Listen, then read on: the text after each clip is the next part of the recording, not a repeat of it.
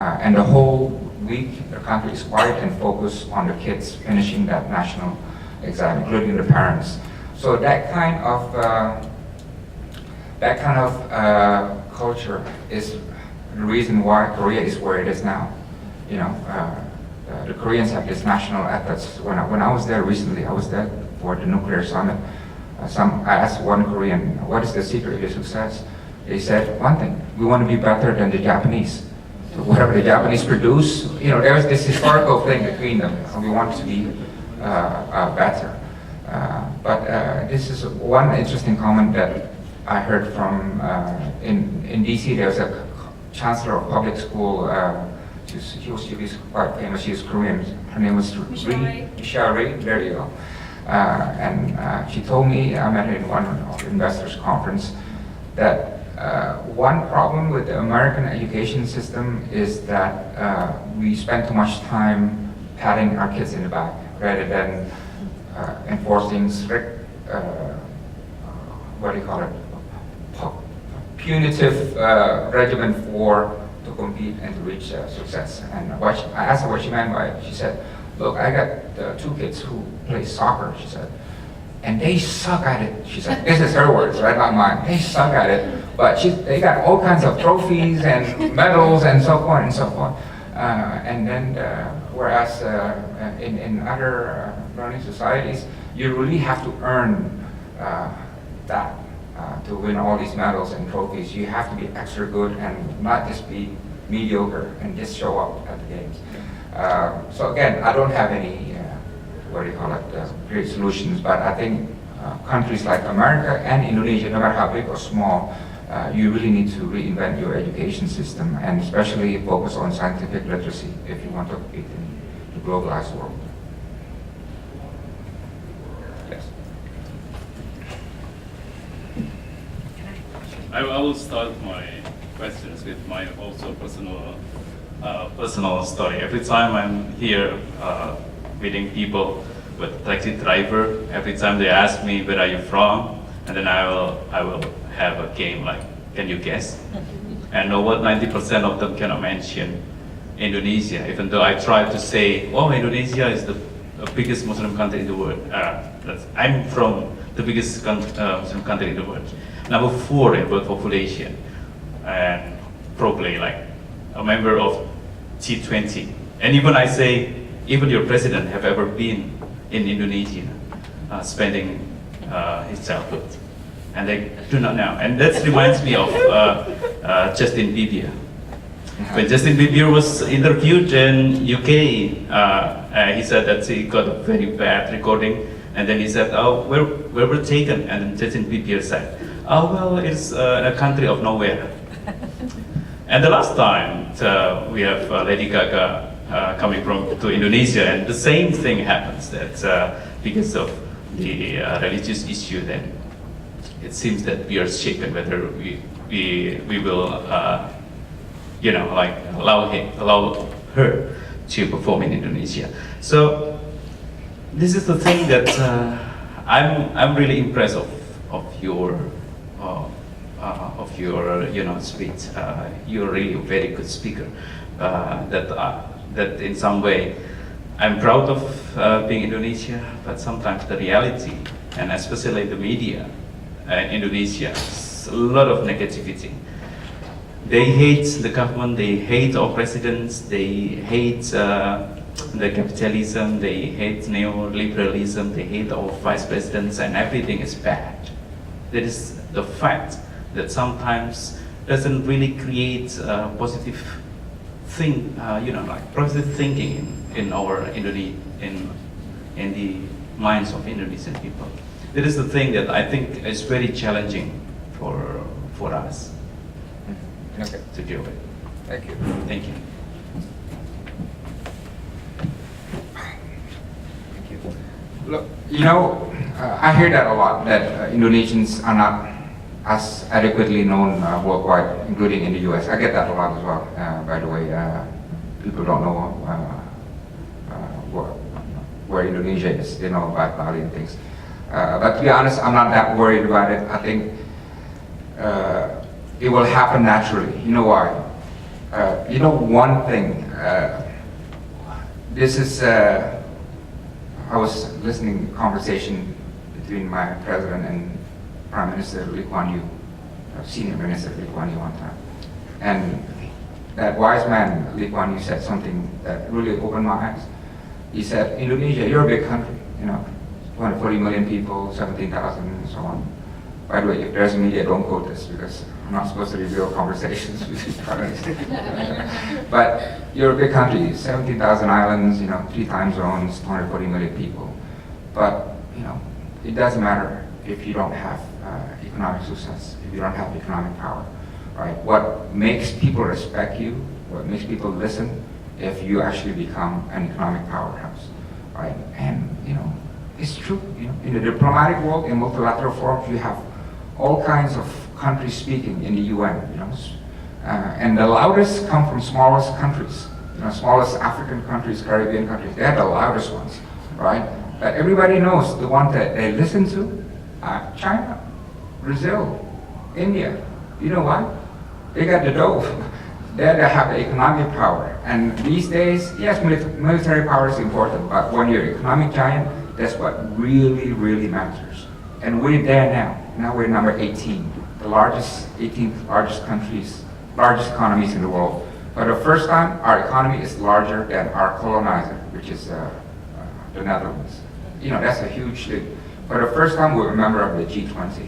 Yeah. For the first time, we're the largest economies in Southeast Asia and the highest, like I said, the 3rd highest growth in Asia. So I would give it another 2-3 years before people really start talking about Indonesia the way they talk about China and India now, the way they talk about Brazil now. I think Indonesia and Turkey and South Africa is more or less in the same place now. You know, and it's just a matter of time before we start capturing public imagination, because economic power will not be ignored, cannot be ignored. And the reason why America is so nice to us now, the reason why I get so many friends in Washington, because they all say, hey, the next big economic story is Indonesia. Right? So take my word for it. In the next couple of years, taxi drivers will know where Indonesia is. Right? Yeah. I share your point. You know, I think the biggest danger of our democracy is that structurally our democracy is stronger. You know, elections every 5 years. You have, you know, good parliaments, good institutions, but our politics is the quality of our politics is deteriorating. Right? We have free press, but there also a lot of over sensationalism in our free press, and people, you know, even my mom doesn't turn the TV anymore because she says it's just too much to take. Right? So, and what I worry most now is that idealism is, there's plenty of idealism, but people with idealistic mindset stay away from governments and from politics. I don't know if you notice that, you see that, right? People with idealism say, I'm just turned off by politics and I stay out, right? But I think that's wrong, you know, because, you know, when I was in college, when I was studying in university, people used to say politics is evil, right? Politics is dirty. And I used to believe that, but once I joined government, I had completely different understanding. You know, politics is not evil. It's not dirty. Politics is the eternal battle between good and evil, right? That's what politics is. And if the good people leave, the idealistic people turn away, then the whole stage is going to be dominated completely by the evil and bad people, right? So I think if you're idealistic and you want to make change, your best bet is really to be part of it and go inside rather than to stay away from it. I think we need more idealism within government, within parliament, and within political parties, within the bureaucracy, right? Because, you know, look, I've been working for the government 24 years, and you know what I find? Out of 10 people with idealism who join government, only 4 get to keep it after 10 years or 20 years. I kid you not. It's hard to be idealistic. It's very hard, especially when you have you know, poor salaries, when you have a hard life, you know, and we have a lot of temptations. Out of 10 people, 4, even less get to be idealistic. And you look at people who go to jail for corruptions. These are people who used to be known as good people. Remember? Yeah, I don't have to mention names, but you know who I'm talking about. So again, let's make sure that, you know, if you have idealism, go into government, go into politics. I'm just wondering about, there's recent talks about probably like ASEAN becoming sort of like a Eurozone where we have one single currency and probably like a single visa from like, so people from America can use one visa to travel around the ASEAN region. And even some like Australian Prime Minister Kevin Rudd, like he proposed a plan to have like a Asian Pacific economic currency. So which so with the events going on in Europe right now, where Europe is slowing down and stuff like that, do you think that a single currency for ASEAN will help our economy to grow, or do you think it will have the opposite effect? Well, ASEAN is already a free trade area, so tariffs among ASEAN countries are very low, and trade among ASEAN now is the highest ever. But single currency is not going to happen, right? Within ASEAN, it's never going to happen. I don't think until the end of my lifetime I will see a single ASEAN currency. There's just no desire for it, and let alone Asia Pacific currency. So people may talk about it, people may think it's an exotic idea, but in reality, no one wants to pick it up. I think Asians are very different than Europeans, and Asian regionalism is very different than European regionalism. You know, one way that is unique about Asia as compared to Europe is that in Asia you have a very refined economic cooperation mechanism. You know, the APEC and so on and so on. So economic architecture is quite refined, even without a without the single currency. But security-wise, Asia's security architecture is still 19th century. You know, it's what Europe looked like in the 19th century. So we have a very unique regionalism, which is marked by a strong economic architecture, but there's a huge gap between the economic architecture and the security architecture. But to come back to your point, single currency is not going to happen under my time, maybe under your time as well. Sorry to break the bad news.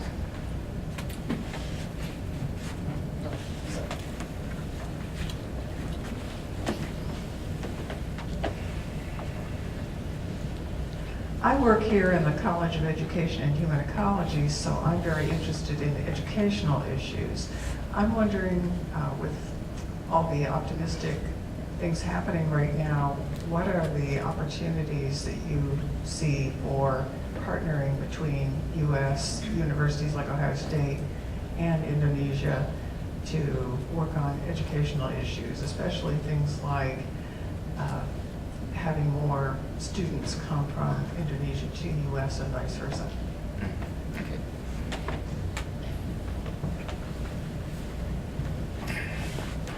That's a very good question. In fact, now there's a new partnership between America and Indonesia, and education is at the heart of it. Let me give you the bad news. The bad news is that the number of Indonesians studying in America has declined by half compared to China, for example. You might find this interesting. 20 years ago, there were 14,000 Indonesians studying in America and 0 in China, right? Because 20 years ago, people said, hey, who wants to study in China? You know, we want to go to Burger King, go to Disneyland and Harvard and all that. Now, there's more students studying in China, 8,000, from 0 to 8,000, than to the US, which has declined from 14,000 to 7,500, right? It's very, very interesting. And our target now, both Indonesian and American governments, are to double that, from 7,500 to 14,000 again. And what happened for the decline was 9/11, because there was a perception that America was not as open as before, and parents said, okay, let's send our kids to Malaysia, to Australia. Australia is #1 destination, Malaysia #2, and then China after that. There was very easy ways, not only closer, but easy way to get visas to these places. and it was seen as less stressful because America post 9/11 for a few years appeared as a stressful place. But now that's behind us. Now I think the interest is back high up again. There was a recent study. They asked parents what you want to. If you have the chance to send your kids abroad, where do you send them? 21% said Australia. And the close second, 20% said America. So America is still the natural place for parents to send their kids. But the problem is cost. To send your kids to a good school, I think it costs about $40,000. Right? I don't know what is the tuition here, but I think, you're talking about Stanford or not even Stanford, but other places about $40,000, and you count room and board and other things. It amounts to $60,000 to $80,000 a year to send a kid to school in America. That's in Indonesia's term, consumerism term, that's one BMW per year. Now, how many families in Indonesia can afford one BMW per year? How many in America, right? So it's a big challenge. One of the ways that we're trying to solve it is through student loans. We want to convince the Exim Bank that education is an American export. So we're trying to make a deal, maybe $10 billion student loan for Indonesians, where U.S. Exim Bank will make profits still, but a lot of Indonesians can make use of this. Obviously, most of this money will be used by those outside government employees, so those in private middle class, who can sort of afford it, but they're short by $10,000 a year, something like that. So there are ways of trying to double that, but on top of that, we're trying to enhance the scholarships. We give 2,700 scholarships worldwide to our Indonesian scholars within the government, but only 50 go to the U.S., right? And that's way too low. We need to at least double or triple that. What's the language of business now? I mean, in terms of second language, is Chinese or? It's English. It's English. But to be honest, I have kids that are, their oldest is 7-year-old. I plan to send them to school to study Chinese. Now the trend, I have, when I was in Indonesia, I had a Norwegian ambassador, a close friend of mine, and he said it's quite common to send children for summer to China to study Mandarin. I think for me, what I tell my kids and what I tell Indonesians here, that the key to success is really multilingual skills, and I want my kids to, they know Indonesian of course, but they speak English, but two other languages, which is Chinese and Hispanic. Right? If they know those 4 languages, I think the world will be totally open to them.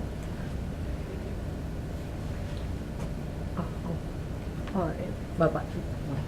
Well, my question is, I will come back to the situation in Indonesian economics. So I got a chance to keep in touch with some people, especially that come back from America.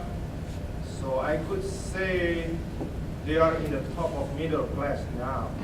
But I saw that all of what they are doing is just in trading or business. And I still don't see any, the thing that Indonesian could sell based on technology, engineering, and science stuff. So this is very, I think, it's very, not just dangerous, but it's like in the bubble, because what we are doing there is just like trading. I remember that the 3 biggest harbors. This used to be Canton, Batavia, and Nagasaki, and then becoming Rotterdam and Singapore. And could you tell me any industrial or anything that have potential in Indonesia that could bring, let's say, money, not just trading or business? Okay. Well, first, I think trading is good, right? Yeah, so I think the more we trade, the better. The more traders we have, also better. Malaysia is one of the best economies in Asia, and Malaysia's trade is actually, if I'm not mistaken, 150% of its GDP, right? So Malaysia is one of the top trading nations in the world. For us, it's about only less than 30%, right? And I think we can do better. So I think the fact that more people are into trading is a good sign. But I agree with you that I think we need more innovation and more more innovating industries within Indonesia. And I've seen a lot of surprising stories. I don't know if you heard a story about Kopro. It's a startup company by young Indonesians, and they were bought by Yahoo recently. And when I went to Yahoo in Silicon Valley, I asked them, hey, how are these Indonesian guys in Kopro doing? And they said, hey, they're as good as our people in Silicon Valley, right? And the thing. I mean, this goes back to your question about education. There is enormous talents in Indonesia. There's this kid from Papua who used to study under trees, right? Johannes, the story. He's mostly moved part of Papua from the poorest families. He didn't even have pens to write. He had sandals. He didn't have shoes or sandals. He studied in school that had no rules, and he had no future, no opportunity. But one way or another, he was found by Indonesia's master educator, Johannes Surya, who taught him about physics, right? And then he only spent about a year or two with this guy. After that, the guy was winning international science Olympics, and winning gold medals here and there, all over the place, and his family is illiterate, right? And now he's in MIT, if I'm not mistaken, But there's a lot of brain power undiscovered in Indonesia, and the tragedy is that most of them just remain potentials. Most of them end up working for restaurants. Most of them becoming a coolie, or working for McDonald's or Warren Coffee, and they don't get their potentials found. And some of them that do, they become great innovators. There's now a new trend of young innovators in ITB, in Bandung. There's plenty of them. But what we need to provide to them is the right ecosystem for them to prosper. I don't know if you know the story of Sehat Sutarja. Sehat Sutarja used to be electrical boy in Pasar Baru, tukang listrik di Pasar Baru when he was 12. But then he got out, he went to California, and then he founded the company Marvell. And now, if you look at your BlackBerry, your Apples, your Samsungs, it all has his technology. He makes $5 billion a year, one of the richest men in California. But if he had stayed in Indonesia during that time, he would never become the man that he is now. He had to find that opportunity abroad, in Silicon Valley, and the right educational empowerment in UCLA Berkeley, right? So what we need to do is bring all those opportunity and educational empowerment in Indonesia to be able for them to catch the sea of bright people that we have at home. The last question, maybe. Sorry. I won't take your question. I'll take one more to be democratic. This is. Good. I'll speak to you afterward. Thank you. That was very inspiring, and I can't agree more with the idea of scientific literacy. Actually, literacy in general, and especially English literacy in general, because quite a few of us are here and they are focusing on English education. So I understand that now English has become the ASEAN language, all right, the common language in ASEAN, and all countries in ASEAN are striving to develop the English competence for communication, including making English as the medium of instructions in school, except Indonesia. So I've been wondering why this, except Indonesia, going towards the same direction. Possibly it's nationalism, but to me it's rather unclear nationalism.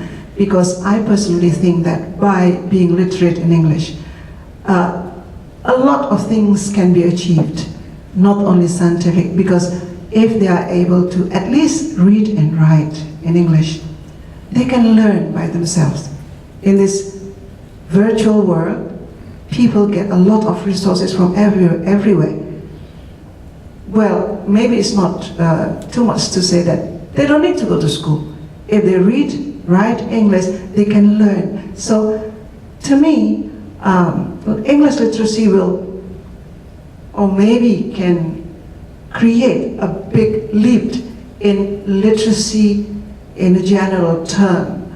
But why is it our country or our people in Indonesia are a bit allergic to this English or changing the status of English as a foreign language into the second language or into the school language? Because I believe that learning English or learning a new language is not like learning other subjects where you can give knowledge and then everything will be okay. No, learning language takes a long time, there's a timeline, and it's usually successful when they start from childhood.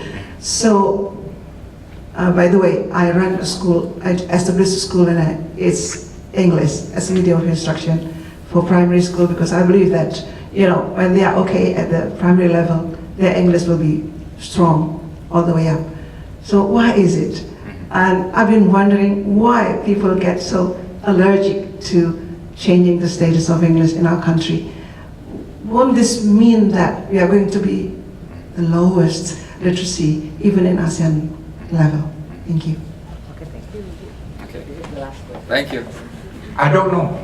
I don't have the answer to that. I can give you my personal answer. When I was in Jakarta, when we were choosing school to send my kids, I made sure it was a bilingual school. I made sure. We sent our kids to Cikal in Cilandak.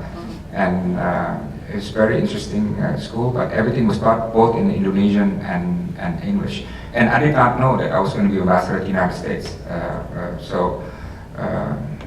But I still believe that my kids should learn English anyways. So I don't have an answer to that portion of your question. Do you know anything about Aryo? Why? Okay.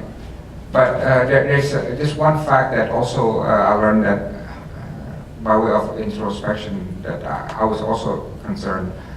There was a recent survey done by the World Bank, and they found that Asians in general beat OECD countries by quite a lot in terms of math and reading, if not mistaken, right?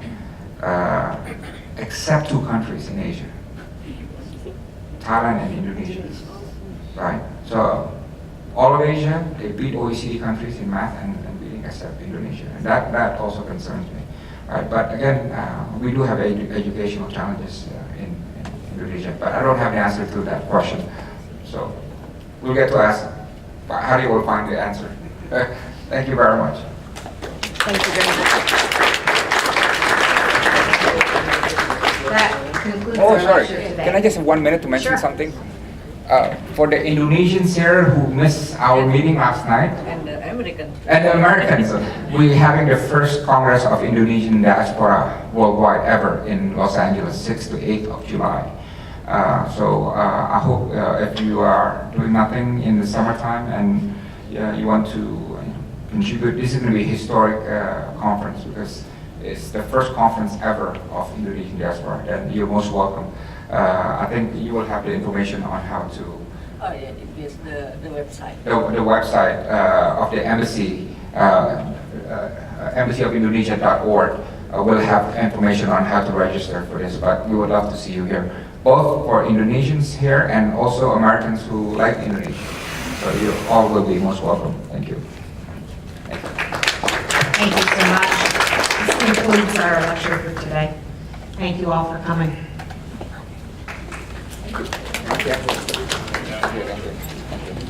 Thank you for coming. Appreciate it. So